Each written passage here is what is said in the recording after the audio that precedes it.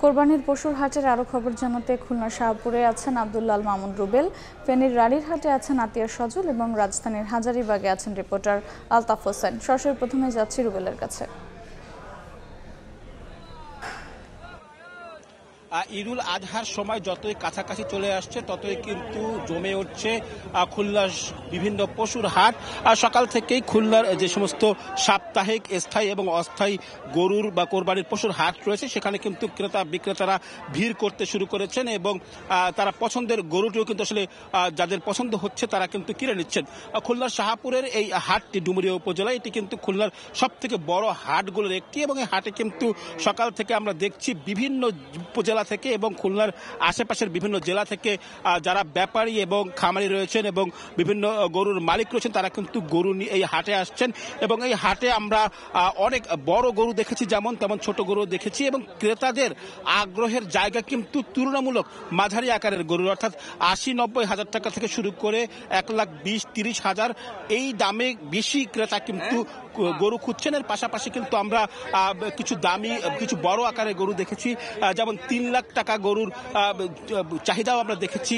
এখানে বেশ কিছু ৩ লাখ, ৪ লাখ এবং ৫ লাখ টাকার গরুও কিন্তু আমরা দেখেছি এবং এসব গরুতেও কিন্তু কোনো কোনো ক্রেতাদের আগ্রহ রয়েছে এবং তারা কিন্তু দরদাম করছেন এবং যাদের আসলে পছন্দ হচ্ছেন তারা কিন্তু আসলে সেই গরুটি ক্রয় করে নিচ্ছেন। খুলনার শাহপুরের হাটটিতে আজকে বৃহস্পতিবার তাদের যে সাপ্তাহিক হাট ছিল এবং এই হাটে আমরা দেখেছি সকাল থেকে এখন পর্যন্ত খবর নিয়েছি বিকেল ৫টা পর্যন্ত ৩০০ উপরে গরু কিন্তু আসলে বিক্রি হয়েছে। একটু বলে রাখি যে এই গরুর হাটটি বাদেও খুলনার ডুমুরিয়ায় কিন্তু আজকে খোরনিয়া বাজারেও কিন্তু গরুর হাট চলছে। এছাড়া জেলার নগরের ভিতরে কিন্তু বেশ কিছু হাট রয়েছে, এসব হাটেও কিন্তু গরু বিক্রি হচ্ছে। এখানকার যারা ক্রেতা আসছেন তারা আসলে যদি বলছেন যে এখানে পশুর দাম, বিশেষ করে যেসব পশুর চাহিদা একটু মাঝারি আকারের পশু, সেই গরুর চাহিদা বেশি হওয়ার কারণে কিন্তু সেই গরুর দাম বেশি হাঁকছেন। অন্যদিকে বিক্রেতারা দাবি করছেন যে সারা বছর তারা যেভাবে লালন পালন করেন সেই অনুযায়ী কিন্তু আসলে দাম পাচ্ছেন না। আমরা দেখছি এখানে কিন্তু মাত্রই দেখলাম একটি বড় গরু, এটি কিন্তু মাত্র বিক্রি হয়ে গেল এবং এর পাশাপাশি যদি বলে থাকি যে প্রাণী সম্পদ অধিদপ্তরের পক্ষ থেকে কিন্তু এই হাটের নিরাপত্তা সহ গরুর স্বাস্থ্য সুরক্ষায় বিভিন্ন রকম ব্যবস্থা নেওয়া হয়েছে। তো আমার কাছে এই ছিল খুলনা থেকে গরুর হাট নিয়ে সবশেষ খবর। আমরা এখন একটু ফেনীতে যাব আমাদের সহকর্মী আতিয়া সজলের কাছে সেখানকার গরুর হাটের খবর জানতে।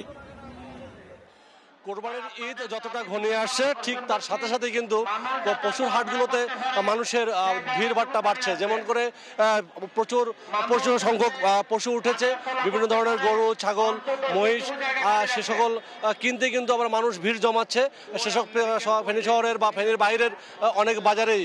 আর জেলা প্রশাসন সূত্রে যেটা জেনেছি এই কোরবানি উপলক্ষে কিন্তু স্থায়ী ও অস্থায়ী মিলে প্রায় ১২৯টি বাজার রয়েছে এবং প্রতিদিন একাধিক বাজার এসব মিলে থাকে এবং দেশের এখানকার স্থানীয় এবং দেশের বিভিন্ন প্রান্ত থেকে বিভিন্ন খামারি এবং পশু ব্যবসায়ী যারা রয়েছেন তারা কিন্তু এসে এসব গরু বা বিভিন্ন পশু এসব নিয়ে আসেন। এবং আমরা রয়েছি শহরের হাসপাতাল মোড়ের যে শিওপিস বাজার, এই বাজারটি মূলত শহরের যারা রয়েছেন সে শহরের লোকজনের জন্য খুবই জনপ্রিয় একটি বাজার এবং বড় বাজার বলতে পারেন। এই বাজারটিতে মূলত যে সকল পশু উঠে সেগুলো আকারে একটু সাধারণত বড় হয়ে থাকে এবং ছোট আকারের গরু পাওয়া যায়, মাঝারিও পাওয়া যায়, তবে তার সবথেকে বেশি পাওয়া যায় বড় আকারের গরু বা বড় আকারের পশুগুলো পাওয়া যায়।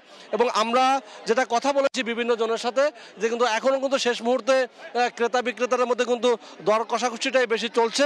আমরা এখানকার ইজারাদার যারা রয়েছেন তাদের সাথে কথা বলেছিলাম, এখানে শত শত পশু উঠলো কিন্তু এখন পর্যন্ত তারা সর্বসাকুল্যে 30 থেকে 40টি গরু হয়তো বিক্রি হওয়ার তথ্য দিয়েছেন। এবং কিন্তু দেখতে পাচ্ছেন মানুষজন কিন্তু এ মাথা সে মাথা হাঁটাহাঁটি করছে, মুলামুলি করছে। বিক্রেতারা যেটা বলছেন সেটা বলছেন তাদের যে পশু তাদের খাদ্যের দাম বেশি বা বিভিন্ন পরিবহন খরচ মিলিয়ে সারা বছর এই ব্যবসার আশায় যতটুকু প্রত্যাশা করেছিলেন সেই ধরনের কাঙ্ক্ষিত মূল্য ক্রেতারা বলছেন না। ওদিকে ক্রেতারা বলছেন যে তাদের যে বাজেট সেই বাজেটের তুলনায় গরু কিনতে গেলে বা দাম বললে একটু বেশি হাঁকাচ্ছেন। সব মিলিয়ে কিন্তু ক্রেতা বিক্রেতারা কিন্তু এখন একদিকে ক্রেতারা চষে বেড়াচ্ছেন এই বাজার থেকে ওই বাজারে, আবার বিক্রেতারাও কিন্তু বিভিন্ন বাজার যাচাই করে দেখছেন। আবার দেখেন মোবাইল ফোনে বিভিন্ন বাজার বাজার দেখছেন, দেখে কিন্তু মূলত এই দর কষাকষির এক পর্যায়ে কাঙ্ক্ষিত পশুটি তারা সংগ্রহ করে নিচ্ছেন।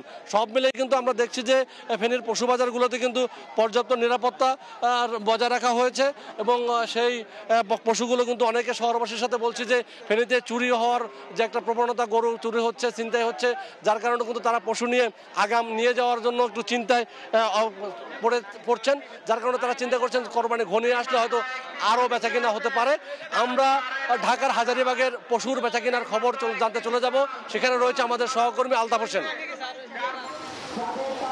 ত্যাগের উৎসব হলো পবিত্র ঈদুল আজহা, আর সেই উৎসবের হাটে কিন্তু আমরা এই মুহূর্তে দেখছি যে এক ধরনের দুর্ভোগ নেমে এসেছে হঠাৎ বৃষ্টিতে। রাজধানীর হাজারীবাগে এই মুহূর্তে আছি পশুর হাটে, যেখানে কুরবানি উপলক্ষে প্রতি বছরই এই হাট কিন্তু বসে। আমরা জানি রাজধানীতে অস্থায়ী অনেকগুলো হাট আছে। হাজারীবাগে আমরা সকাল থেকে যেটি দেখেছি যে মোটামুটি একটা বেচাকেনা শুরু হয়েছিল, জমে উঠতে শুরু করেছিল। তবে প্রচণ্ড গরমের মধ্যে ক্রেতা আসলে আজকে যেহেতু আরও 3 দিন বাকি আছে, খুব একটা ক্রেতা না আসলেও, খুব একটা বিক্রি না বাড়লেও কিন্তু ক্রেতারা আসলে বাজারে কিন্তু আসছেন এবং সেই কারণে বলা হচ্ছে জমে উঠতে শুরু করেছে।